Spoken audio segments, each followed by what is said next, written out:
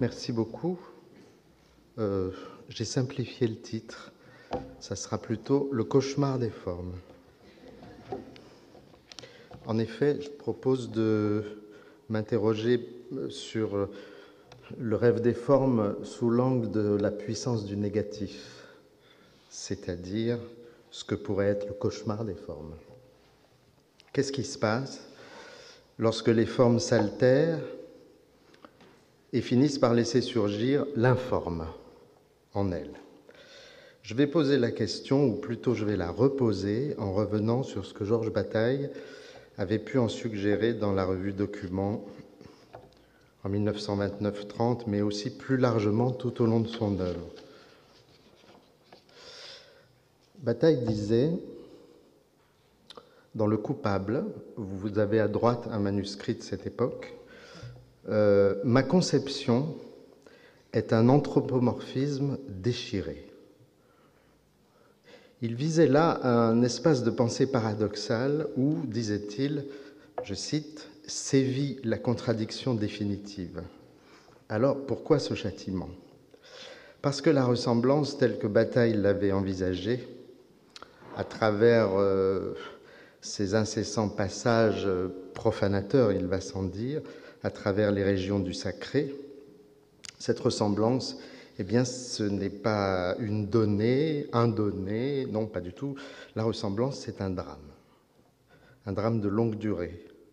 La ressemblance qui nous fait mettre les formes en relation n'est pas donnée naturellement, ni ontologiquement une fois pour toutes. La ressemblance, elle va et vient, elle explose, elle se reforme. Il n'était pas fortuit que Bataille ait revendiqué son anthropomorphisme déchiré dans un livre intitulé « Le Coupable ». Le grand mythe judéo-chrétien de la Genèse situe en effet la faute originelle et, partant, le destin même de l'humanité avant son jugement dernier, comme une altération de la ressemblance, précisément celle de l'homme à son Dieu ou Père. Voilà pourquoi l'image en général, dans une telle perspective, devait être pensée sous l'angle de la déchirure et pas seulement sous l'angle du voile. Si l'on est attentif à la forte lecture qu'a donnée Mathilde Girard du geste bataillien comme art de la faute, alors on pourrait dire que la meilleure leçon que peut nous donner Bataille dans cette situation, c'est de plaider coupable devant la forme. Cela veut dire exactement sentir soi-même ou en soi-même le tranchant du couteau. Voici des illustrations des larmes d'Eros. Mais tout ce que déchire le couteau, doit-il aller à la poubelle? Quand le couteau coupe, est-ce que ce qui est coupé disparaît? Eh bien non, justement pas. Quand on coupe, il y a toujours des restes. Ce que nous déchirons continue plus ou moins visiblement de nous coller au doigt. Ce qu'on a cru disperser s'immisce encore au plus près de nous, telle la poussière d'ailleurs, cette poussière que Bataille commentait justement dans le document, dans les mêmes termes. On croit s'en débarrasser avec des aspirateurs, mais elle s'immisce partout, de toute façon. Même ou surtout avec les notions de forme et d'informe, on ne saurait trancher sans reste. Voilà pourquoi la forme et l'informe, à partir du moment où on assume ce vocabulaire, ne cessent jamais de s'inquiéter et de se menacer l'une l'autre. Souvenez-vous par exemple que dans le film Terminator 2, c'est le retour de la ressemblance anthropomorphe qui constitue la menace la plus mortelle, et non pas l'informe. Dans l'ordre de l'anthropomorphisme, donc, à savoir cette dimension qui nous regarde par excellence, déchirer ne veut jamais dire dissoudre, abolir, supprimer purement et simplement.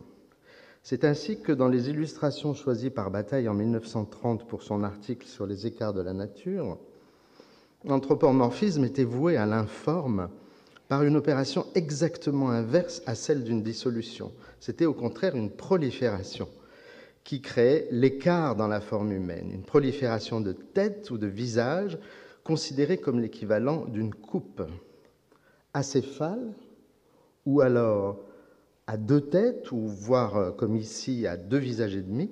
Dans tous les cas, nous nous trouvions devant une atteinte à la figure humaine.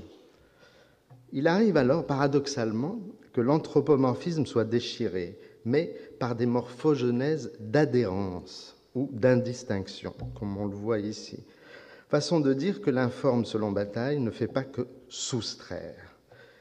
Je fais référence là à un débat qui date d'il y a 20 ans avec Rosaline Krauss et Yves Bois, qui, dans leur catalogue sur l'informe, caractérisaient celui-ci à travers des opérations, me semblait-il, unilatéralement privatives. Par exemple, l'horizontalité au détriment de tous les autres paramètres de l'espace, le battement binaire à l'exclusion de toute autre rythmicité, ternaire ou dissymétrique, ou encore l'entropie comme pure et simple dégradation de l'énergie. Moi, je crois plutôt que l'informe, selon Bataille, procède d'une opération bien plus complexe où déchirer n'est pas dissoudre ni soustraire, mais, comme il disait lui-même, transgresser. Mais transgresser, ça voulait dire mettre en mille morceaux, multiplier, excéder.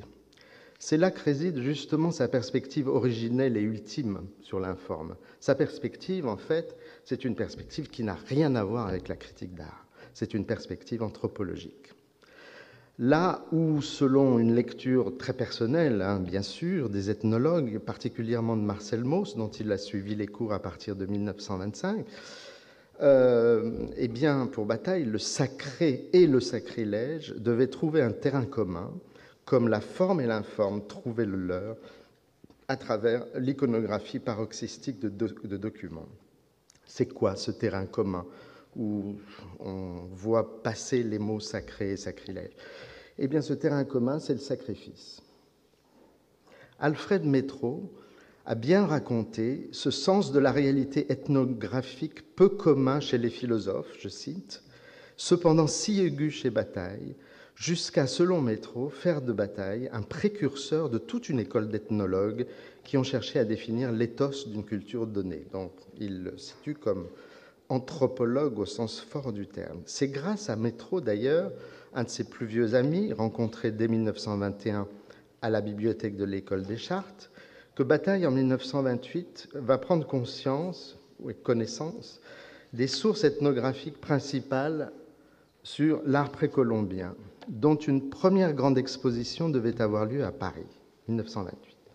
Le texte, écrit à cette occasion, peu de temps après la publication sous pseudonyme d'Histoire de l'œil, constitue sans doute un moment crucial, initiatique, je dirais même, dans la réflexion de Bataille sur l'informe.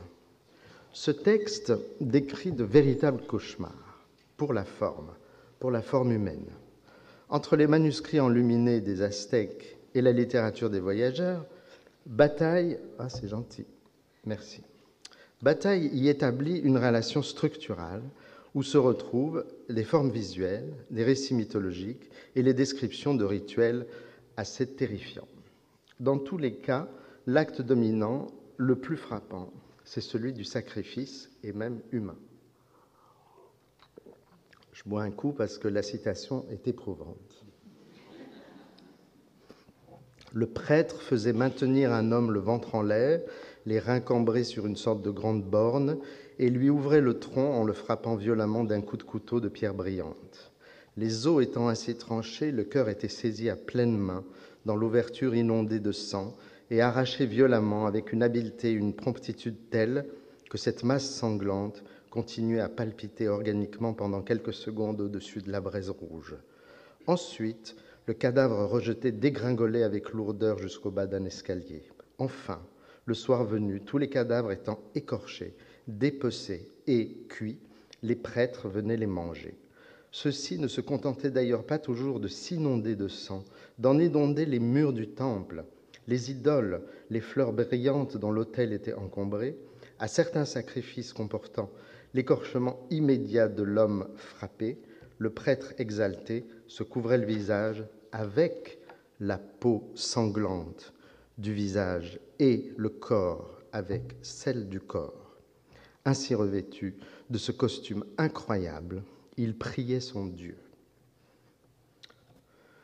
Il est difficile d'imaginer, en lisant ce texte pénible, plus grande déchirure de la figure humaine, évidemment. Os broyés, cœur arraché, cadavre dégringolant d'un escalier, comme une vulgaire masse amorphe, dépeçage, cuisson, dévoration. Mais ce qu'un tel sacrifice nous enseigne ici, c'est que la déchirure avait l'incorporation pour enjeu, à savoir que le corps d'autrui n'était tranché que pour ritualiser quelque chose comme un indistinct de la figure humaine. Indistinct deux fois. Indistinct parce que défiguré, dissocié, écrasé, mais indistinct aussi parce que incorporé à tout l'espace, les murs du temple inondés de sang, et incorporé au corps même du sacrifiant, revêtu de la ressemblance même, fût-elle encore sanglante, du sacrifié. Voilà. Là résiderait le plus troublant des paradoxes de l'informe. Ce qu'il coupe de l'autre nous est incorporé et nous altère en retour, nous voue à l'altération. Ce qu'il dissocie nous revient et nous devient indistinct. C'est un acte de voracité par lequel la déchirure, dans l'autre, nous atteint au plus profond et nous déchire en retour.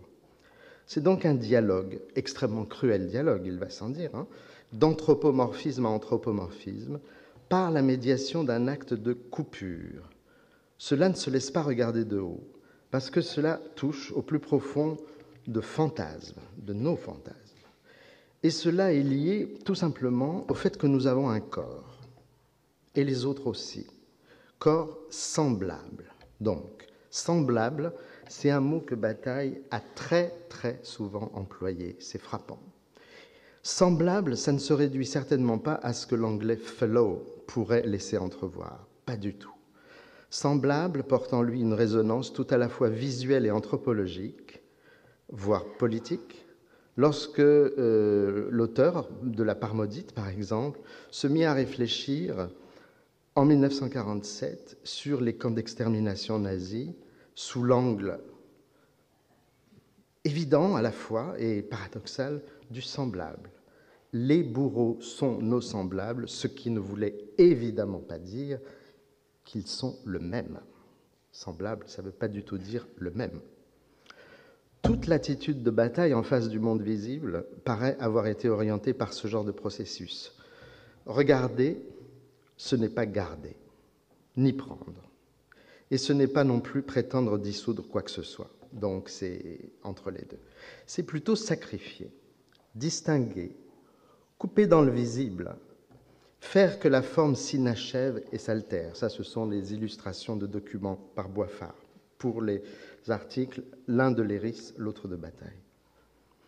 Puis, faire revenir à soi, dans l'indistinct du devant et du dedans, cette coupure même. Donc, regarder, ce serait à la fois couper, être coupable et être coupé. Juste avant un article de Roger Hervé sur le même thème qu'il avait lui-même traité, Bataille, sur les sacrifices humains du Centre-Amérique, juste avant les 2 pages que les rédacteurs de documents avaient demandé à Eisenstein de monter en coupant, pour isoler des photogrammes, en coupant dans la pellicule de la ligne générale, juste entre ces 2 articles, vous avez un texte de Bataille étonnant qui commençait par faire dialoguer le redoutable dieu mexicain Quetzalcoatl, bon, très sanglant, avec la bande dessinée pour enfants, Les Pieds nickelés. Quelque chose entre l'innocence et la culpabilité, le rire et la tragédie, la transgression et le sacrifice. Il s'agissait en fait de célébrer ce que Bataille appelle les objets fichus en l'air, qui sont à casser comme des jouets, et c'est-à-dire comme Dieu. Dieu égale joujou, c'est à peu près pareil.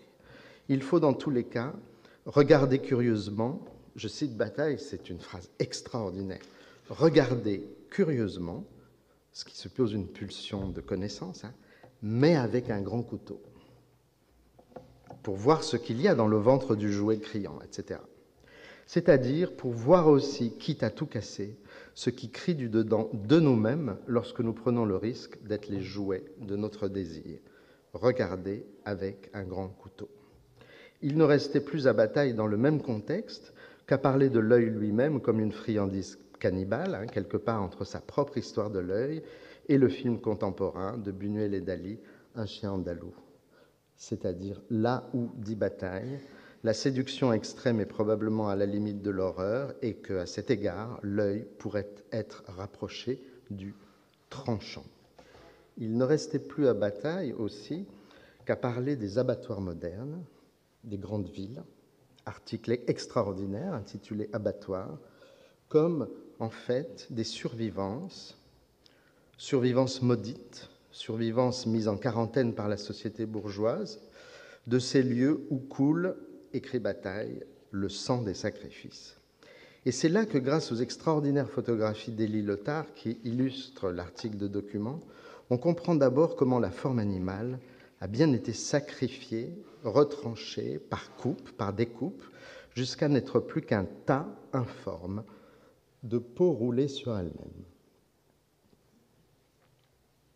Mais on comprend aussi comment la ressemblance de l'animal n'a pas été dissoute. Elle n'a pas disparu dans son sacrifice même. Elle est toujours là. On voit même d'ailleurs les cornes des vaches. Là. Elle adhère encore à cette guenille abandonnée sur le sol.